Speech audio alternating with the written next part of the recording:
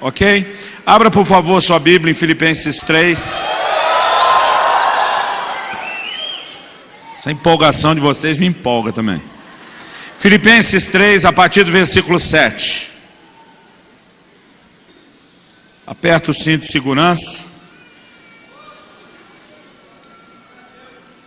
Filipenses capítulo 3, versículo 7. O apóstolo Paulo diz assim: mas o que para mim era lucro, isso considerei perda por causa de Cristo. 8. Sim, deveras considero tudo como perda, por causa da sublimidade do conhecimento de Cristo Jesus, meu Senhor, por amor do qual perdi todas as coisas, e as considero como refúgio para ganhar a Cristo. Meu Deus, nós reconhecemos a nossa dependência da ação do Espírito Santo, o Espírito da verdade, para que a gente possa ter mais do que um discurso ou uma palestra, para que a Tua palavra seja vivificada dentro de cada um de nós e cumpra, como diz o livro de Isaías, cumpra o propósito pelo qual foi enviada. Nós confiamos na Tua graça, na ação do Senhor, para que mais do que informação, juntamente com a Tua palavra, venha o Teu toque, e que o Senhor cumpra o Teu propósito em nós hoje, em nome de Jesus. Amém. Amém. Antes de comentar o texto, eu quero começar com um histórico de como Deus começou a falar, porque continua falando comigo, como Ele começou a falar comigo a partir desse texto. Em fevereiro de 2008, então já foram 7 anos, estava numa reunião, numa terça-feira à noite, na nossa igreja, que não é necessariamente um culto, é uma reunião de treinamento de líderes. E antes de começarmos o treinamento, nós tivemos um breve momento de oração. E quando iríamos começar o treinamento, alguém passou a mão no violão e resolveu cantar uma canção do Marcos Witt, que diz: eu te busco, te anelo, te necessito. Enquanto nós estávamos cantando aquela canção, eu até hoje não sei explicar o que foi que aconteceu. Eu não me lembro de nenhuma reunião assim antes, eu não me lembro de nenhuma reunião como aquela depois. Foi uma coisa única, foi singular. Alguém no final perguntou: pastor, será que alguém anotou a placa do caminhão que atropelou a gente? Porque de repente, de uma hora para outra, é como se alguém apertasse um botão para ativar o modo glória da reunião. Irmão, a unção ela não caiu, ela despencou em cima da gente, de fazer galo na cabeça. O poder de Deus entrou naquele ambiente de uma forma impressionante. Assim, em questão de segundos, por todo o auditório, estávamos usando, não é nem o auditório principal, que o nosso nem é tão grande assim, mas por todo o auditório as pessoas começaram a se prostrar, a se ajoelhar, deitar com a cara no chão, e começou uma choradeira só, de um momento para outro. Eu me vi chorando que nem criança, descontroladamente. E o que vinha muito forte dentro de mim era um sentimento de arrependimento. Arrependimento por não estar buscando a Deus como deveria. E eu confesso que quando eu entendi esse sentimento de arrependimento, por não estar buscando a Deus como deveria, e eu creio que Paulo está dando para nós uma noção aqui em Filipenses do que é buscá-lo como deveria. Ele diz: o que para mim era lucro, o que antes para mim era importante, ele diz: eu considerei perda por causa de Cristo. Ou seja, é só porque algo mais importante entrou no cenário, que o que antes era importante, agora perde a sua classificação, cai para um lugar de inferioridade, para um patamar bem inferior. Ele insiste, diz no versículo 8, sim, deveras considero tudo como perda. Paulo não está querendo dizer que não sobrou nada de bom na vida dele, mas ele diz: por causa da sublimidade do conhecimento de Cristo Jesus, meu Senhor, ele diz: todo o resto perdeu seu valor. Qualquer outra coisa deixou de ser importante. E naquele momento isso começou a vir muito forte dentro de mim. E eu gostaria de estar aqui podendo testemunhar para você que a minha reação foi mesmo me quebrantar e dizer: é verdade, isso tem que mudar. Mas o que eu percebi dentro de mim foi, na verdade, uma reação muito carnal. Eu não gostei daquele sentimento de arrependimento. Por quê? A virada de 2007 para 2008 foi um momento que eu poderia chamar de histórico na minha vida. Eu decidi no almoço do dia 31 de dezembro, eu simplesmente, sem nenhum planejamento prévio, eu tomei uma decisão. Eu lembro que eu empurrei o prato de lado, não sei se tinha terminado de comer. Eu olhei para minha esposa e falei: nos próximos 21 dias, durante 3 semanas, eu não ponho absolutamente nada na minha boca, eu não vou ingerir, comer, beber nada que não seja água. E ela me olhou assustada. Eu nunca tinha feito até então nenhum jejum maior do que 14 dias. E ela falou: Deus te pediu isso? Falei: não, vou fazer porque eu quero. Falei para ela: eu quero buscar a Deus nesse ano de 2008 como eu nunca busquei na minha vida. Eu quero fazer para Deus loucuras que eu nunca fiz. Irmão, pensa num ano onde eu quebrei todos os meus recordes, todas as minhas marcas. Cheguei a ler a Bíblia 2 vezes no mês, uma vez em 9 dias naquele ano. Eu decidi que eu ia ler a Bíblia como eu nunca tinha feito. Fiquei quase louco quando eu li em 9 dias, mas eu li. Um dia desse, um amigo meu falou só para dizer que eu bati sua marca. Fiz em 7 dias. Eu falei para ele: eu te odeio. Mas eu falei para ele: isso deixou de ser uma competição para mim há muito tempo. E eu compartilhei rapidamente com ele o que eu estou falando para você. Porque até aquele momento, isso era parte do meu entendimento. Eu tenho que fazer mais para Deus, eu tenho que buscá-lo. E eu comecei isso, querido, movido unicamente por paixão. Eu não fiz nenhum voto, eu não ofereci nada a Deus em troca de coisa nenhuma. Eu de fato queria buscá-lo mais. E nós estamos no mês de fevereiro, meados de fevereiro. Significa que fazia apenas 1 mês e meio que eu tinha tomado aquela decisão. Eu já tinha acabado de fazer o maior jejum da minha vida. Eu estava orando para valer, eu estava lendo a Bíblia para valer. E eu pensei que se tivesse algum momento que Deus tinha que estar contente e satisfeito com a minha busca, era aquela. E dentro de mim a minha reação foi pensar: se depois de estar fazendo o que eu estou fazendo agora, que eu nunca fiz antes, se isso não está bom para você, quando é que vai estar bom para você? Eu sei, irmão, não é jeito de falar com Deus. Foi leviano, foi errado. Mas foi a minha reação, não verbalizei. Porque é o tipo de coisa que a gente não tem coragem de falar. Mas eu me permiti sentir e pensar aquilo. E quando dentro de mim eu tive essa reação: quando é que vai estar bom para você? Eu não esperava. Mas eu tive uma resposta. A resposta não foi o que eu merecia. Porque se eu sou Deus e alguém fala comigo desse jeito, eu esmago que nem um inseto. Graças a Deus, Ele é Deus e não eu que sou Deus. Ele não falou comigo de forma dura. O que foi constrangedor foi o amor que eu senti quando Ele me respondeu. E quando eu perguntei: quando é que vai estar bom para você? A resposta que me veio no meu espírito com força foi a frase que eu quero tomar como tema dessa mensagem: até que nada mais importe. E diz: quando você chegar a um lugar onde nada, absolutamente nada, é mais importante do que me buscar, você chegou onde eu quero que você chegue. E a minha reação foi levar um choque, porque eu não esperava aquilo. Mas ele me disse: eu não estou colocando você debaixo de um peso ou de uma obrigação.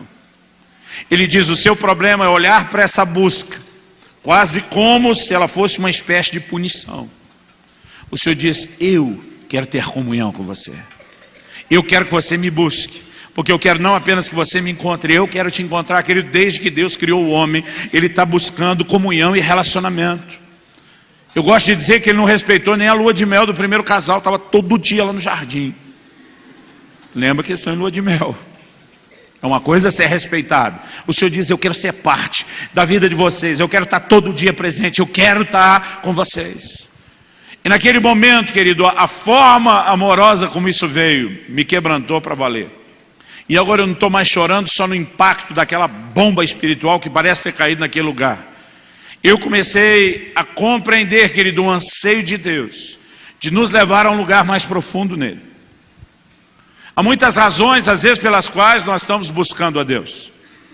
Na última reunião, no culto das 18, eu compartilhei sobre a importância de buscar a Deus pelo que Ele é, não só pelo que Ele faz.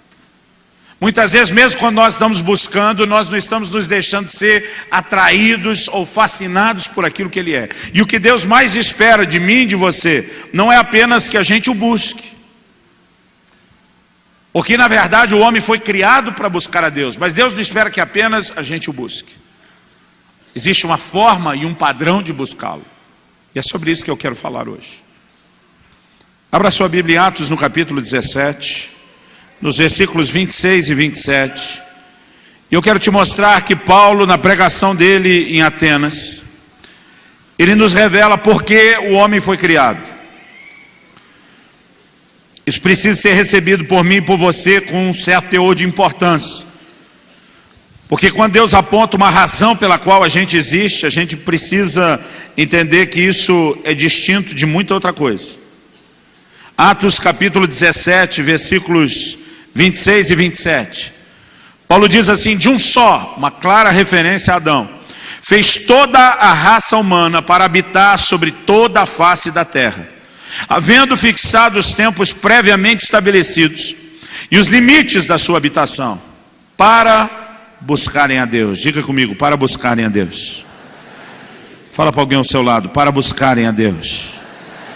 Agora, olha para cá um instante. De um só homem, Deus fez todas as raças e tribos dos homens, definiu os limites da sua habitação, o tempo. Para que Deus, de um só homem, fez toda a humanidade, definiu onde moraria e o limite que ele teria que respeitar, incluindo o seu tempo? O texto diz: para buscarem a Deus. Você existe para buscar a Deus. Você foi criado para buscar a Deus. A razão ou o motivo principal da sua existência é buscar a Deus. Você pode dizer amém? O texto ainda diz assim: se porventura, tateando, o possam achar. Se bem que ele não está longe de cada um de nós. Quando a Bíblia diz que até tateando nós podemos achar, e que ele não está longe, significa que Deus está disposto a facilitar. Quando meus filhos eram pequenos, eu gostava de brincar com eles, de me esconder e eles de me acharem. E eu fazia de tudo, irmão, para dar o maior mole possível para eles me acharem o mais rápido possível. Porque a graça da brincadeira não era eles perderem tempo procurando, era me achar logo. Então às vezes eu ficava atrás da cortina, além de deixar os sapatos para fora, tinha aquele volume da barriga aparecendo, e eles chegavam e diziam: ah, achei, era aquela festa. E o que eu queria era isso, o propósito não era dificultar, era facilitar.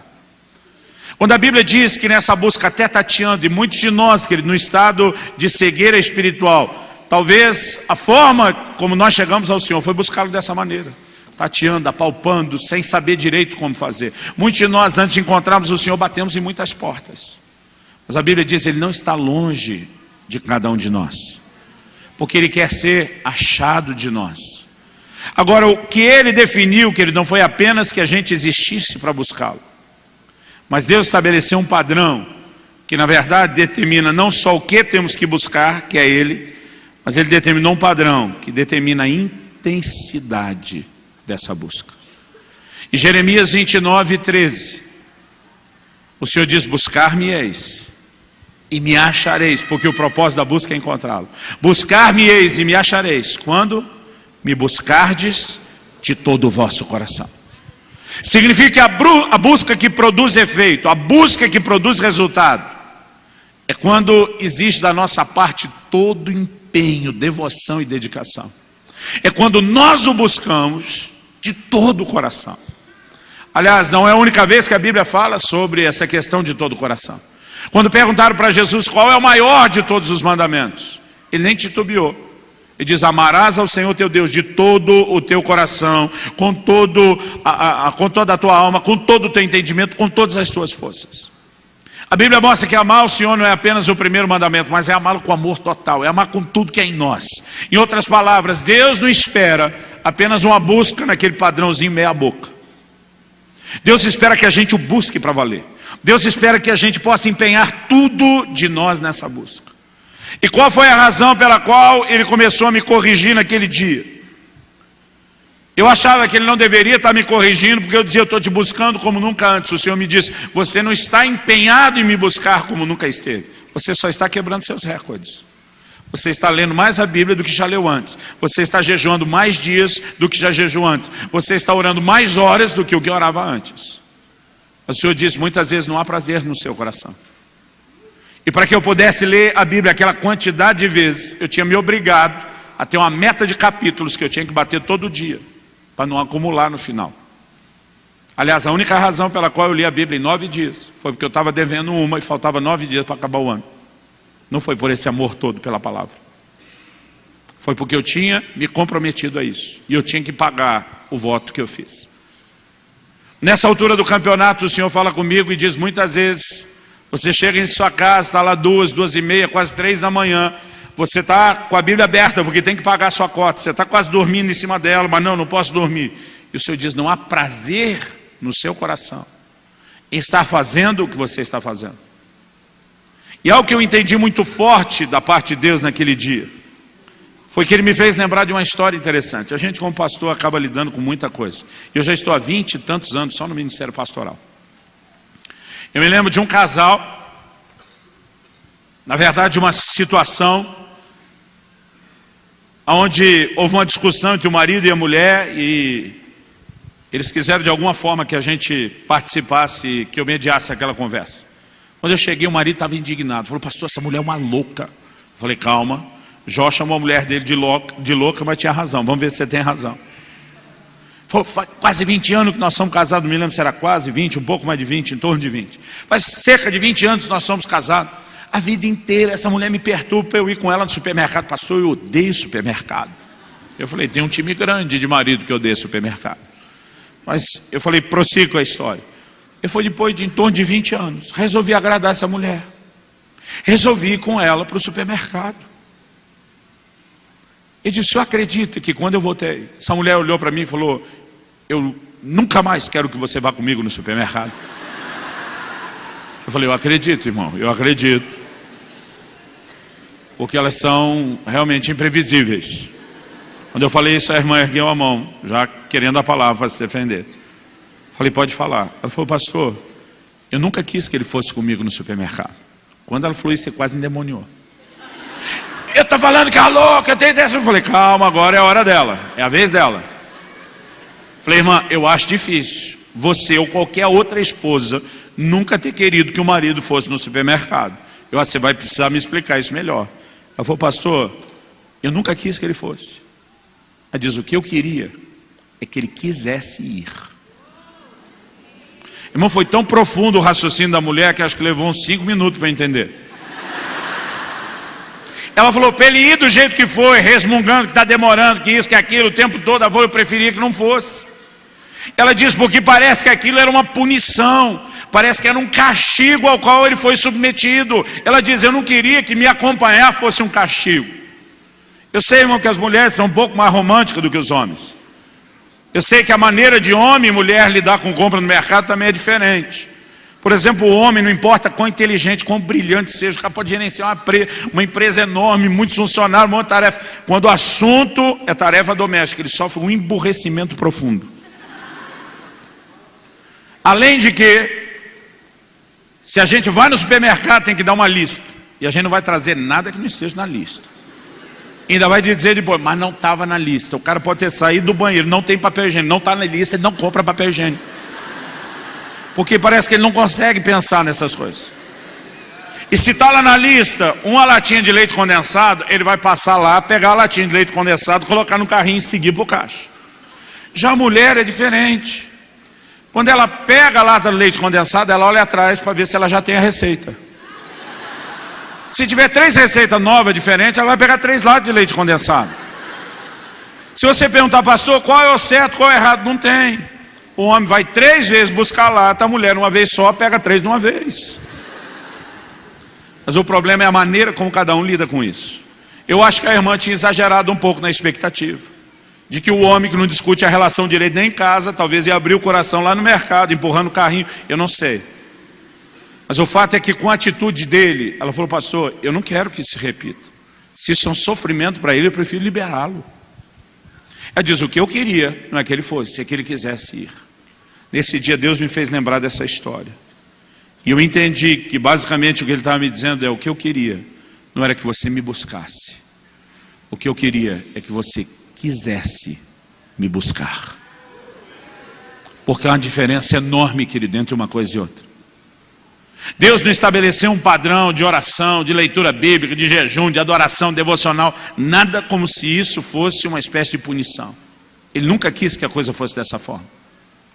O que Deus esperava era que o nosso coração se inclinasse a Ele, é que nós o desejássemos, é que nós de fato tivéssemos interesse em buscá-lo. Quem está entendendo, diga amém. C.S. Lewis fez a seguinte afirmação: o cristianismo, se é falso, não tem nenhuma importância. Se é verdade, tem infinita importância.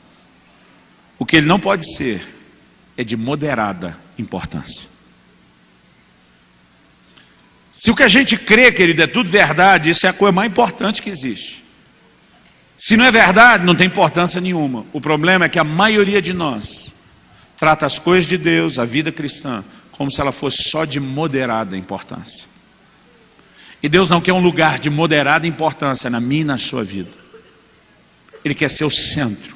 Ele quer ser o primeiro. Ele quer ser o nosso alvo principal. E Ele não espera que a gente faça isso apenas pela obrigação de fazer, mas por desejá-lo. E nesse dia eu comecei a entender porque Deus estava querendo me levar a um lugar de arrependimento. Porque a minha busca, querido, não estava agradando a Deus. Eu, na verdade, estava querendo quebrar meus recordes, superar minhas marcas, melhorar o quê? A minha performance. E Deus nunca esteve interessado, querido, na performance de vida cristã, se for vazia de um coração inclinado a Ele. Jesus cita o profeta Isaías e diz: foi de vocês que ele estava falando, quando disse: esse povo me honra com os lábios, mas o seu coração está longe de mim. E diz: em vão me adoram. E diz: se for só para ficar falando e cantando, e o coração não está inclinado para mim, ele diz: está perdendo é tempo, nunca foi o que eu quis. E eu confesso que isso entrou como uma bomba. Eu não tinha apenas muitos anos de vida cristã, mas muito tempo de ministério quando isso aconteceu. E a minha reação foi dizer: Deus, eu acho que eu nunca entendi o que é te buscar. E Ele começou a falar ao meu coração uma outra coisa.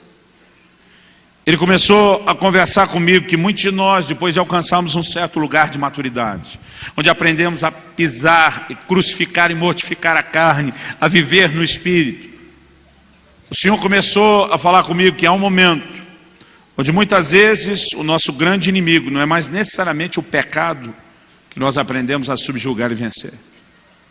Muitas vezes o nosso inimigo se torna, na verdade, as distrações. A Bíblia diz em Êxodo, no capítulo 5, que quando Moisés vai a Faraó dizendo: deixa meu povo ir para que me adore, porque o propósito da libertação, de toda a redenção, é a adoração. A reação inicial de Faraó, que na tipologia bíblica é uma figura de Satanás. A Bíblia diz que a nação de Israel estava escravizada por Satanás, foram libertos na noite em que se celebrou a Páscoa e passaram a ser o povo de Deus. Quando a Bíblia fala de mim e de você, diz que antes o lugar de onde Deus nos tirou foi do império das trevas. Então nós também estávamos debaixo da tirania e escravidão de um imperador, que era quem? Satanás. A Bíblia se refere a Jesus e o chama em 2 Coríntios, no capítulo 5, chama de o nosso Cordeiro Pascal. Cordeiro da Páscoa. Porque da mesma forma como quando o sangue do Cordeiro da Páscoa foi derramado, aquele povo foi liberto. Quando ele derramou seu sangue por nós, Deus também nos comprou para ser o seu povo. Há uma figura por trás disso. Quando Moisés chega para Faraó e diz: deixa meu povo ir para que me adore, ele diz: adorar. E diz: esse povo deve estar muito ocioso para estar pensando em adoração. E diz: vamos sobrecarregar o povo de trabalho, para que eles não tenham tempo de pensar em adoração. Eu quero que você entenda que nessa figura profética, nós entendemos exatamente uma forma astuta que o diabo tem de lidar quando quer nos impedir de adorar.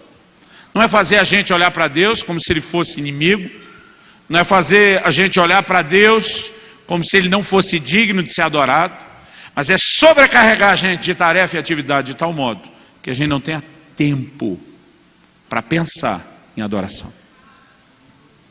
Sabe o que é isso? Distrações.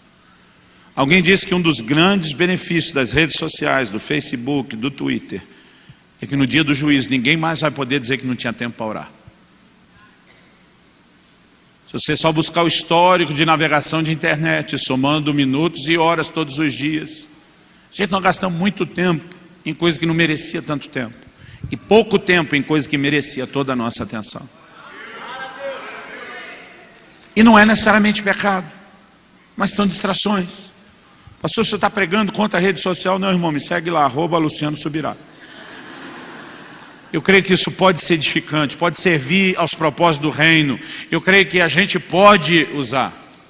Estou falando, querido, sobre o que nós damos importância.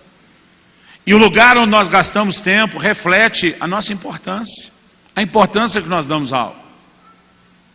Eu comecei a perceber, não só nesse texto de Êxodo 5, abre comigo em Lucas no capítulo 14, por favor. Lucas capítulo 14, a partir do versículo 15.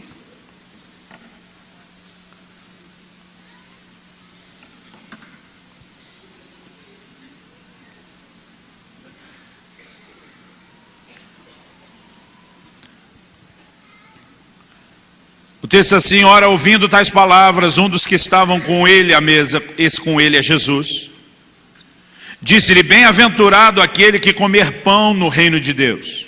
Ele, que é Jesus, respondeu: certo homem deu uma grande ceia e convidou a muitos. Fica comigo, convidou a muitos. O texto diz assim: a hora da ceia enviou seu servo para avisar aos convidados: vinde, porque tudo já está preparado. Não obstante, todos a uma começaram a excusar-se. A NVI diz apresentar desculpas. É isso que significa excusar-se. Disse o primeiro: comprei um campo e preciso ir vê-lo. Rogo-te que me tenhas por escusado. Versículo 19. Outro disse: comprei 5 juntas de bois e vou experimentá-las. Rogo-te que me tenhas por escusado. Versículo 20. E outro disse: casei-me e por isso não posso ir. Qual a reação desse homem? Voltando o servo, 21, tudo contou ao seu senhor. Então, irado, o dono da casa disse ao seu servo: sai depressa para as ruas e becos da cidade, traz para aqui os pobres, os aleijados, os cegos, os coxos. Depois lhe disse o servo: está feito como mandaste, ainda há lugar. Respondeu o senhor: sai pelos caminhos e atalhos, obriga-os a entrar, para que fique cheia a minha casa. No entanto, ele diz no 24: vos declaro que nenhum daqueles homens que foram convidados provará a minha ceia. Deixa eu te dizer algo, querido: Deus não é um Deus de desperdício. Ele diz aos seus discípulos: não lance pérola aos porcos. Se o porco não vai tratar pérola como pérola, não vai dar valor, não vai receber isso como deveria, nem jogue para ele. A gente fala muito sobre o quanto a presença de Deus é importante para nós. Mas a pergunta é: a gente tem dado a Deus e a sua presença o devido valor? Eu não estou falando de vir na igreja, nem estou falando de você ter o seu momento devocional, que é importantíssimo também. A pergunta é: nós estamos dando devido valor? Porque o que eu percebo aqui é gente apresentando desculpas. Se você olhar as desculpas, elas parecem até ser algo lícito. Não só lícito, algumas delas têm cara de resposta de oração, de bênção de Deus. No versículo 18 a gente vê um camarada dizendo: comprei um campo. O cara adquiriu uma propriedade. Irmão, não sei você, mas para mim, adquirir uma propriedade, seja casa própria, um lugar para um negócio, o que for, tem cara de bênção. Significa uma conquista. Ele diz: comprei um campo e não posso ir. Não existe nada de errado em poder comprar ou adquirir o campo, querido. Agora, quando o que quer que seja, mesmo que tenha a cara de bênção de Deus, começa a concorrer com o chamado dele para uma ceia. Ceia, banquete na Bíblia, que ele não fala só de gente sentar e comer, fala de comunhão, fala de intimidade. Os convidados no início foram selecionados, não era para qualquer um. E o problema não é se eu e você vamos ter ou não ter propriedade nessa vida. A questão é se isso, ainda que seja algo justo, lícito, resposta de oração, ou até com cara de bênção de Deus, começar a servir de desculpa para que a gente não o busque. Então algo está errado. E não está errado com a propriedade, está errado com o lugar que ela passou a ter no nosso coração. O segundo diz: comprei 5 juntas de boi. Isso eram os tratores da época. Os camaradas para arar a terra, para colher, dependia da mão de obra. A gente pode chamar isso dos New Holland, dos tratores de ponta da época. 5 novas juntas de boi significa o quê? A produtividade vai aumentar. O negócio está sofrendo uma melhoria, um aperfeiçoamento, um avanço. Significa que mais dinheiro vai entrar. Se você me perguntar, pastor, é ruim que os negócios melhorem? Não, querido, é bom. Isso pode ser resposta de oração, pode ser bênção de Deus na sua vida. Desde que não seja desculpa que a gente vai usar para não estar buscando a Deus. O terceiro, e de tudo aqui, o que mais tem cara de bênção de Deus para mim é o terceiro. E eu oro para que aconteça na sua vida.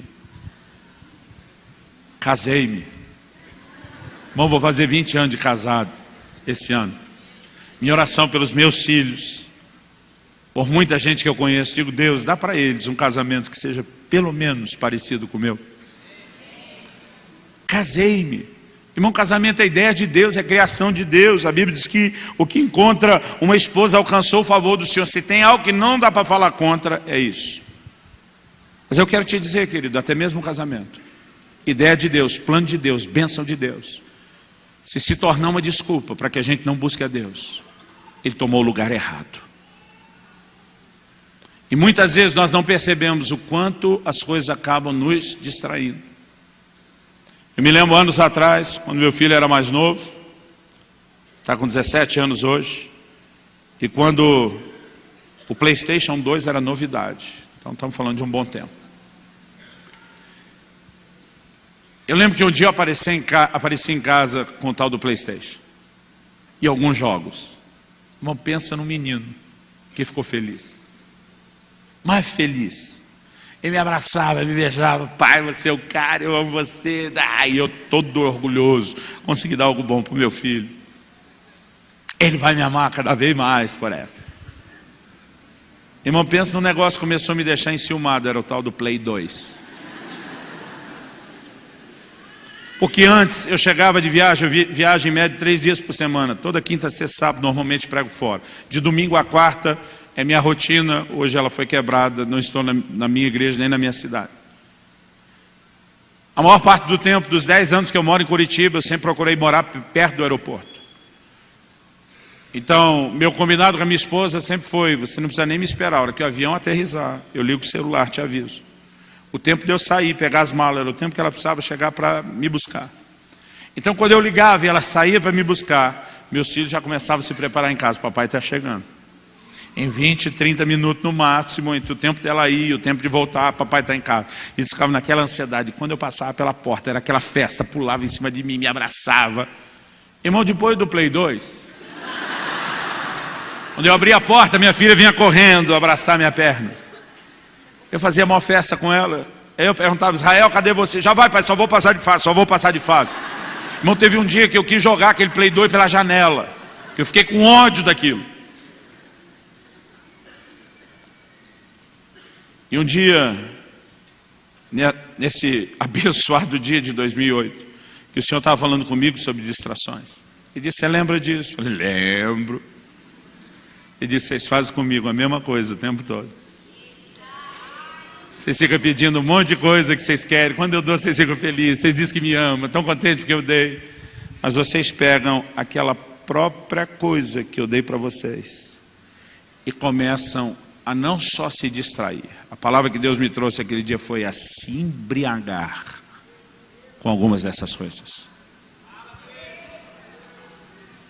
Eu descobri que o nosso problema, querido, não é apenas lidar com distrações, mas são com coisas que também nos embriagam. Eu já chego lá. Ele me levou para Lucas capítulo 10. Abre lá. Eu sei que você conhece o texto, mas ele merece que a gente leia ele direito. Lucas capítulo 10. A partir do versículo 38.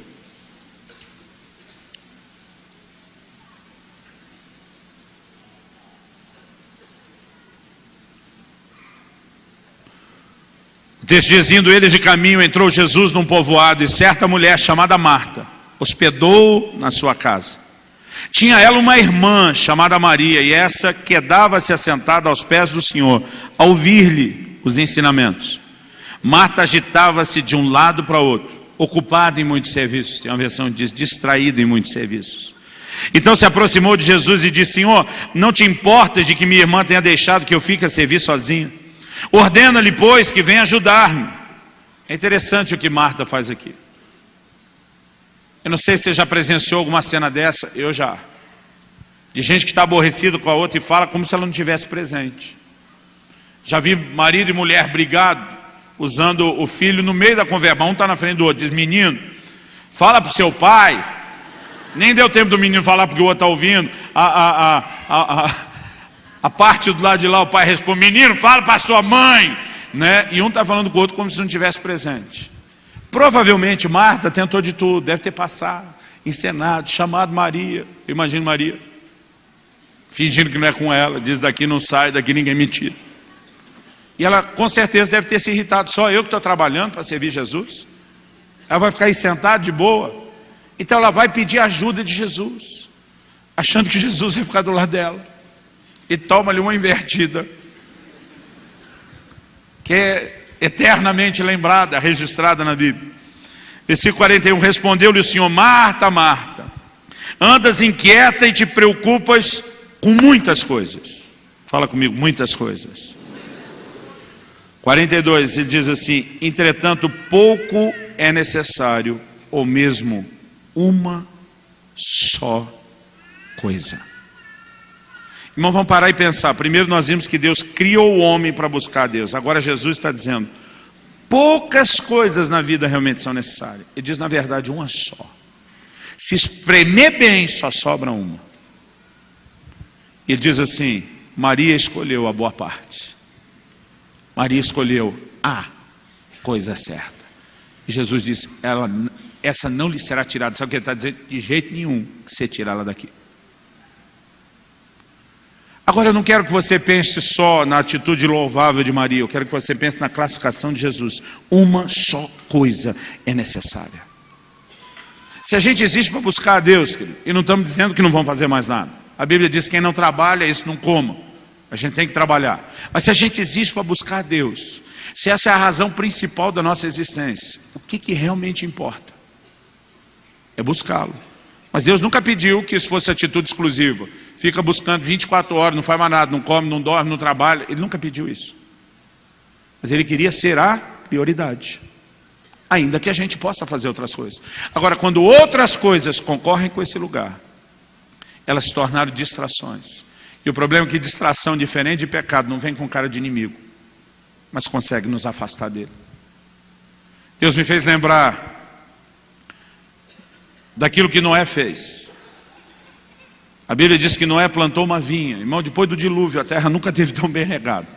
O negócio devia estar fácil de plantar e colher. A Bíblia diz que Noé plantou uma vinha e colheu o seu fruto. Para os povos antigos, em especial do Oriente, o momento da colheita sempre foi hora de festa, de celebração. Por quê? Era um momento de gratidão. Os pagãos agradeciam aos seus ídolos, aos seus falsos deuses. O povo de Deus sempre celebrou diante de Deus, festa de primícias e tudo mais. Noé ama o Senhor, é temente a Deus, é o cara exemplar, é quem sobrou de uma geração. Na hora da colheita ele vai fazer festa. É de se imaginar ou deduzir que ele está demonstrando gratidão a Deus, mas ele empolgou na festa. E bebeu demais do fruto do seu trabalho, que era a vinha que ele plantou. E ficou embriagado. Tem muita gente se embriagando com a bênção de Deus na vida dele. Tem muita gente que orou para estar na universidade e depois se perdeu no lugar onde deveria ser sal e luz. Tem muita gente que orou por um relacionamento e agora está deixando que esse relacionamento te arraste para a imoralidade, para longe de Deus. Tem muita gente que buscou um emprego, que hoje é a grande desculpa para que ele não continue mais intenso em Deus. E a lista pode ser enorme. Eu tenho certeza que o Espírito Santo vai te dar alguma ideia de algo que na sua vida às vezes possa te embriagar. As distrações, elas entram com essa cara de que não parece ser inimigo e nos roubam. Em Isaías, no capítulo 5, eu já quero encerrar logo, eu prometo que não vou demorar muito. Isaías capítulo 5, nos versículos 11 e 12. A impressão minha está bem silencioso aqui hoje.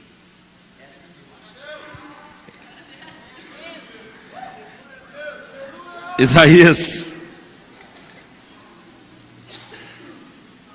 capítulo 5, versículo 11 e 12. Ok, já defenderam vocês, está todo mundo pensando, processando. Na manhã daquela terça-feira abençoada, onde Deus me pegou de jeito e me atropelou, eu estava lendo a Bíblia. Eu não me lembro se foi aleatoriamente, se estava na leitura corrida, mas eu passei por esse texto, Isaías 5, 11 e 12. E quando eu cheguei nesse texto, eu enrosquei nesse texto. Eu não sei explicar o que é isso, mas tem hora que tem um texto que chama atenção, que ele te prende. Eu não vi sentido nele, pensei, tem nada aí não. Mas o dia inteiro ele ficou me perseguindo, martelando na minha cabeça. O texto diz assim: ai dos que se levantam pela manhã e seguem a bebedice e continuam até a alta noite, até que o vinho os esquenta. Liras e harpas, 12, tamborins e flautas e vinho há nos seus banquetes. Porém não consideram os feitos do Senhor, nem olham para as obras das suas mãos. O dia inteiro esse texto vinha na minha cabeça, não tem nada a ver comigo. Nasci e cresci num lar cristão, nunca bebi, meus pais nunca beberam, esse negócio tem nada a ver comigo. E o texto ficava voltando, dizia: Deus, o senhor deve ter errado de endereço. Eu não tenho problema com esse negócio de encher a cara não, não é comigo. E foi assim o dia inteiro. À noite, quando ele começou a falar comigo sobre embriaguez, e diz: o que eu estava tentando falar com você o dia todo, e você não percebeu, é que embriaguez não é algo físico e literal apenas. Jesus diz em Lucas 21, guardai que os vossos corações não sejam encontrados carregados de embriaguez por ocasião da sua vinda. E quando você olha, ele não está falando de bebida ou de álcool literal. Porque há coisas que embriagam a gente. Há coisas que nos fascinam, há coisas que nos seduzem, e há coisas que nos anestesiam para a importância das demais. O que o texto está dizendo, querido? Desde que a humanidade existe, parece que a festa tem alguns elementos. O texto fala de banquete, tem comida. O texto fala de liras, harpas, tamborins e flautas, tem música. E o texto fala de vinho, tinha bebida. Mas o texto diz que eles se levantam pela manhã, seguem a bebedice até a noite. É festa o dia inteiro. Mas o texto termina dizendo assim: porém não consideram os feitos do Senhor, nem se lembram das obras das suas mãos. Pensa numa coisa, querido, que se não for devidamente dosada, vira maligna na nossa vida, se chama entretenimento. Leonard Ravenhill diz no seu livro Porque Tarda o Pleno Avivamento, que o entretenimento é o substituto diabólico da verdadeira alegria. Obviamente, querido, estou falando do excesso. Tem gente que consegue virar à noite tomando um porre de filme ou seriado, um atrás do outro, mas não consegue lembrar de buscar Deus. Tem gente que vira à noite jogando videogame, crescido, barbado, marmanjo. Inclusive alguns amigos meus, para não ficar mal para você. Mas não se lembra de buscar Deus. Irmão, já teve momento de eu terminar o dia e eu não só não busquei a Deus, como eu nem lembrei que eu não tinha buscado. Eu nem lembrei de lembrar. Esse dia Deus começou a mexer comigo, Ele me chamou a atenção de algumas coisas. Eu não vim aqui te apontar o dedo, eu não vim lançar nenhuma condenação sobre ninguém. Eu estou contando como Ele me corrigiu, na expectativa de que a carapuça sirva. Ele me fez lembrar de um episódio.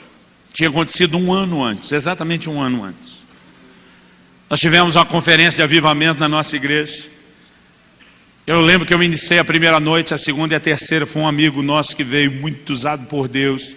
Irmão, na segunda noite, quando ele ministrou, já foi uma glória, foi um negócio especial. Quando nós saímos, eu falei: e aí, quer comer? Ele falou: quero comer, mas não queria só comer. Ele falou: cara, faz dias que eu estou num batidão, correndo, trabalhando que nem um louco, pregando, ministrando, viajando. Ele falou: queria me divertir um pouco. Eu falei: o que você quer? Ele falou: cara, se desse para rolar um filme. Eu falei: tem uma locadora que fica aberta. Locadora, na época a gente ia na locadora pegar filme. Falei: tem uma locadora que fica aberta até meia-noite, dá para a gente passar lá. Um dos meus pastores aqui tem uma tela gigante, um surround na sala. Nós pegamos um filme daqueles de ação, movimentado. Não, beleza, é isso. Tá, agitamos tudo, irmão. Comemos, passamos na locadora, pegamos, fomos para casa. para nossa sessãozinha particular de cinema. Quando chegamos lá, o dono da casa não tinha só uma boa sala de cinema. Ele construiu uma espetacular sala de oração. Aquilo é um sonho. E quando nós chegamos, estamos se ajeitando, sentando para botar o filme lá, o DVD, ele pergunta para o pastor que pregou: você já conheceu minha sala de oração? Ele disse: já. Ele veio para os meninos da banda estar junto e vocês, nós não. Ele disse: querem conhecer? Eu falei: ninguém vai a lugar nenhum. Eu falei: eu sei o que vai acontecer se nós entrar naquela sala, nós vamos começar a orar. E nós não vamos mais sair de lá, e nós viemos aqui para ver filme. Irmão, falando hoje, soa tão ridículo. Mas foi o que eu fiz. Eu, o pastor principal da equipe, o cara convidou o outro para pregar, e ninguém foi para a sala. Nós sentamos para ver o filme. Agora, irmão, pensa num filme ruim. Não era ruim só no sentido da produção, era ruim tudo, o efeito. Nós saímos de um culto glorioso. Quando terminou aqui, e sabe aquela teimosia que você diz: não pode ser tão ruim, vai melhorar. Impossível, você vai melhorar. Aí você fica: não, eu perdi o dinheiro já da locação, gastei tempo, eu vou terminar de ver esse negócio. Mas quanto mais você assiste, mais arrependido você fica. Quando chegou no fim, irmão, a gente não arrependeu só do dinheiro e do tempo perdido. A sensação que espiritualmente a gente estava vazio, depois de ter saído de um culto glorioso. Eu lembro que a gente arrependeu ali mesmo e disse: Deus, foi mal, foi muito mal. Alguém falou antes: a gente tivesse ido para aquela sala. Pois é. A gente pediu perdão a Deus. Na noite seguinte, nós tivemos um culto tão glorioso. A glória de Deus veio, mas veio, como vocês falam aqui, com força. Eu lembro que no final do culto, esse meu amigo falou para mim, falou: cara, eu acho que Deus perdoou a gente ontem. Que ele veio mais forte que ontem, ele deu outra chance para nós. Eu ri daquilo, passou. Agora, 1 ano depois, quando ele está me corrigindo, ele diz: lembra que há 1 ano atrás você me trocou por um filme? Falei para Deus: golpe baixo. Sua palavra diz que o Senhor perdoa os nossos pecados, que o Senhor não lembra, que o Senhor joga no fundo do mar. E alguém, se cruzar as duas informações, dá para dizer que é no mar do esquecimento. Você já me perdoou disso, eu já arrependi. Esse negócio acabou, não dá mais para tocar no assunto. Ele falou para mim: você só se arrependeu porque o filme foi ruim. Se tivesse sido bom, você nem teria percebido a troca que você fez. Aliás, ele me disse: você fez a troca muitas outras vezes e nunca percebeu. A vontade era dizer: strike. Mas em tudo isso, querido, eu não consigo te explicar. Eu sentia o amor de Deus, tentando não apenas me corrigir, mas me levar a um lugar de uma resposta real e mais profunda. Ele me disse: eu não quero apenas que você me busque, eu quero que você entre num lugar onde todas as outras coisas percam a sua importância, onde perto da sublimidade do conhecimento de mim, o resto vira esterco, porque é isso que ele chama. A palavra que Paulo usa, irmão, se chamar de escória está perto, lixo já não basta. Mas a palavra que ele usa, quando diz eu considero o resto como esterco, é literalmente excremento. Ou seja, uma coisa que não tem valor nenhum. Esterco é a forma bonitinha de falar daquela coisa que eu não posso falar no púlpito nem na televisão. Há um lugar, querido, onde as coisas não se tornaram necessariamente proibidas, mas elas se tornaram menos interessantes do que o grande objeto da nossa fascinação, que deve ser Jesus.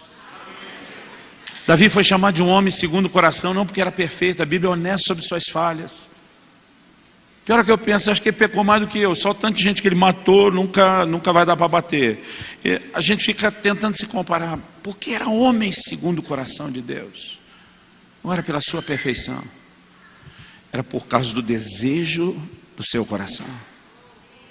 Salmo 27:4 diz: uma coisa eu pedi ao Senhor, e a buscarei, que eu possa habitar no seu santuário, contemplar a sua formosura e inquirir. Essa palavra inquirir é estudar no seu santo templo. e dizer: eu quero ficar babando e admirando a sua beleza, apreciando você, conhecendo e entendendo quem você é, Deus. Você olha para Davi, o cara que como rei ele podia ter qualquer coisa, mas ele diz: é uma coisa que eu pedi para Deus. Aliás, alguém para quem o profeta Natan, quando vai corrigi-lo de ter pecado, ele disse: se fosse pouco o que eu lhe dei, eu teria lhe dado mais. Sabe o que Deus está dizendo? Você tinha crédito para pedir o que quisesse. Um cara que como rei pode ter o que quer no natural, que diante de Deus, Deus diz: pode pedir o que quer. Ele diz: eu já sei o que eu quero, é uma coisa só: estar no seu santuário, é contemplar sua presença, é conhecer você melhor. Deus diz: esse é um cara segundo o meu coração, é alguém que me quer. Algo precisa mudar. Quando você estuda o Velho Testamento, querido, teve cada tabernáculo, templo maravilhoso. A obra que Moisés levanta era uma obra-prima, que Deus diz: os artesãos, por melhores que sejam, não vão conseguir fazer só com a habilidade deles. Eu vou enchê-los do meu espírito. Tenta imaginar a produção, a qualidade que era. Aquilo era um espetáculo. O templo de Salomão nem se fala, suntuoso. O templo de Herodes foi além. Mas no Novo Testamento, o único texto do Velho sendo citado do que Deus tem saudade. Amós profetizou, isso é citado em Atos no capítulo 15: reedificarei o tabernáculo de Davi, que está caído. Sabe o que era o tabernáculo de Davi, querido? Era só a tenda, sem nenhuma beleza, sem nenhum enfeite, sem nenhuma mobília, chão de terra. Ele mandou botar a arca no meio. Ali o propósito não era pedir, não era buscar Deus por interesse.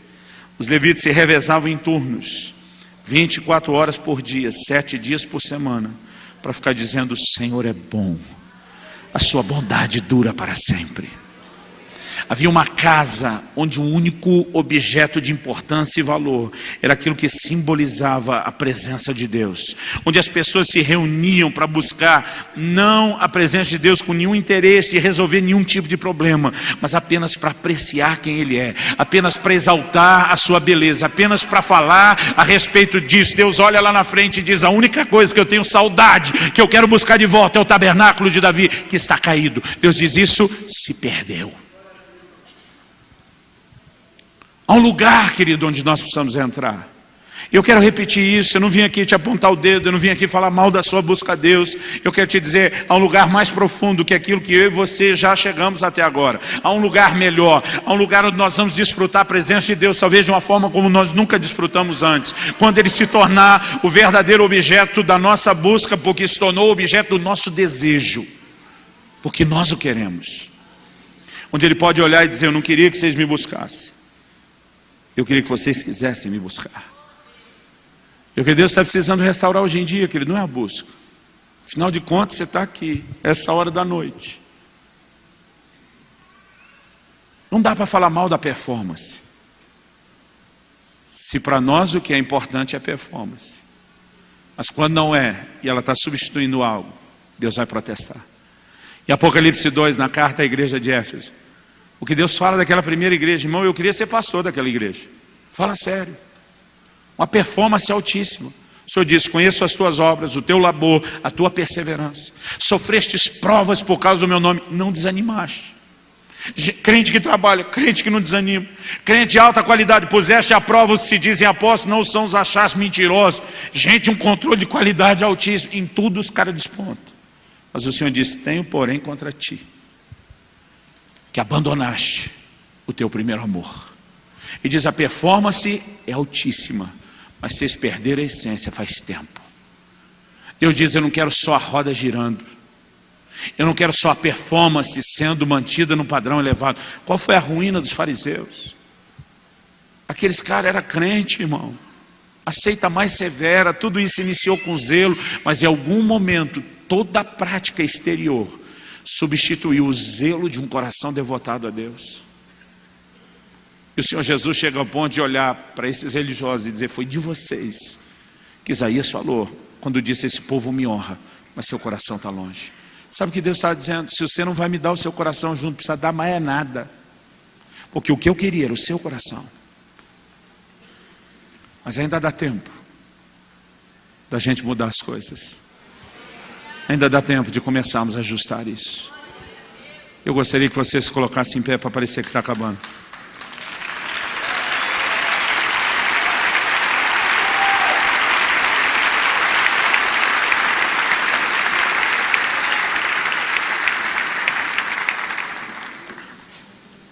Smith Wigglesworth, considerado um dos grandes ícones do movimento pentecostal, chamado de o apóstolo da fé, liberou numa reunião uma palavra profética que não foi tão entendida ou compreendida nos seus dias. Mas à luz de tudo que nós estamos falando hoje, eu quero que você tente entender o que para muita gente pareceu confuso demais.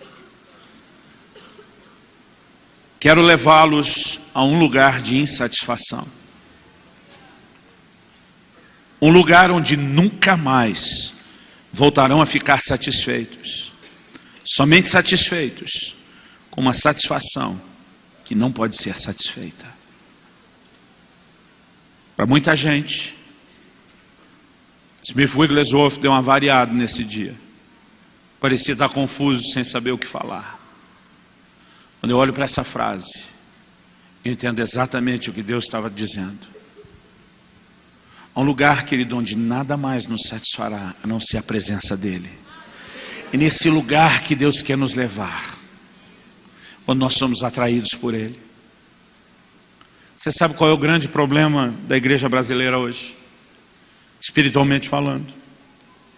O que falta para a gente não é comida. Irmão, nunca teve tanta revelação da palavra. Nunca teve tanto ensino, tanto confronto, tanto alinhamento profético, tanta coisa como que nossa geração está recebendo. Eu acredito que o que está faltando para a nossa geração não é alimento, é fome. Porque nunca tivemos tanto alimento.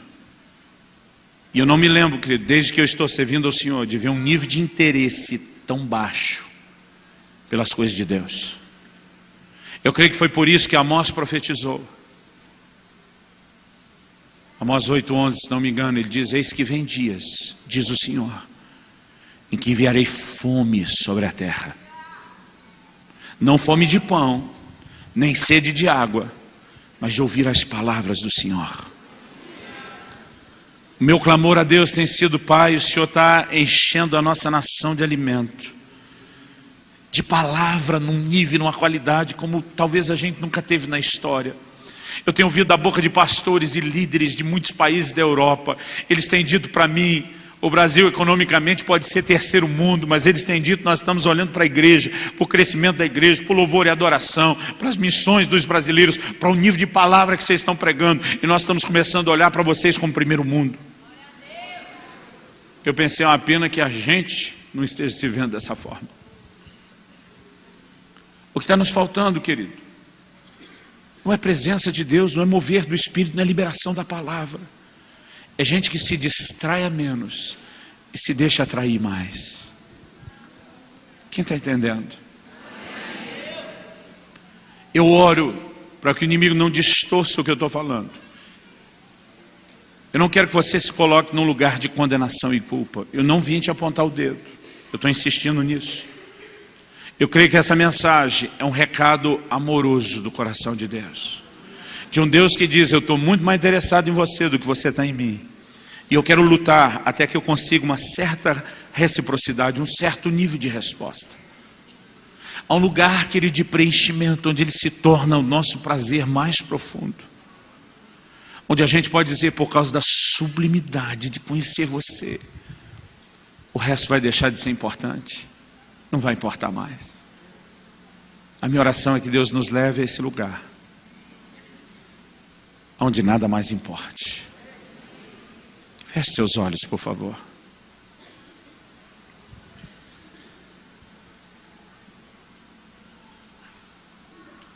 Espírito Santo,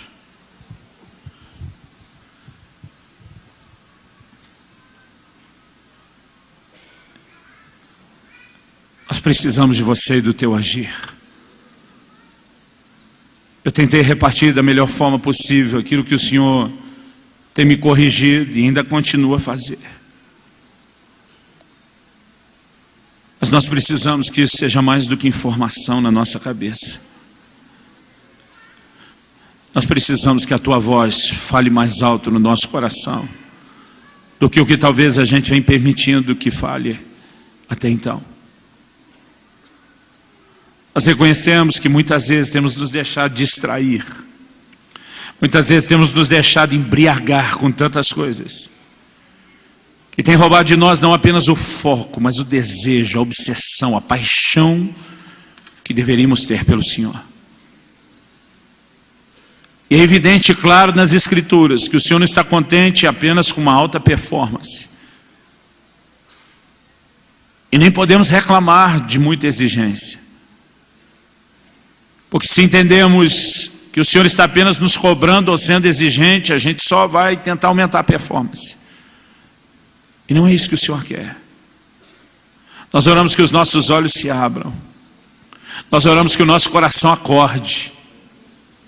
Nós oramos que a gente consiga perceber o que a Bíblia fala das insondáveis riquezas de Cristo. O tesouro que nós estamos ignorando.